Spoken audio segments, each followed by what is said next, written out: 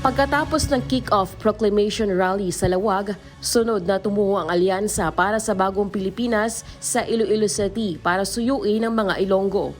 Sa isang press conference na dinaluhan ng 8 senatorial bets, ipinagtanggol nila ang mga pambabanat ni Pangulong Bongbong Marcos Jr. sa oposisyon.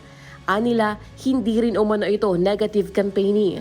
He was merely stating facts, and that is as far as his perspective is concerned. So it will be more on performance-based. That's yun po ang napag-usapan po namin. Hindi po namin aatakehin yung kabila. Sabi nga natin, we don't like that negative publicity. Yung mga kandidato na mahilig mang-away o tumatakbo, mahilig mang-atake, siguro hindi siya tumatakbo para sa bayan, kundi tumatakbo siya para sa kanyang pamilya. Ilan sa mga ipinangako nilang itulong sa Iloilo ang konstruksyon ng Iloilo-Capiz-Aklan Expressway, Guimaras-Panay Bridge, expansion ng Iloilo International Airport at mapalakas pa ang medical schools sa Iloilo City. Ang Iloilo ay isa sa top 10 na may pinakamaraming botante sa bansa.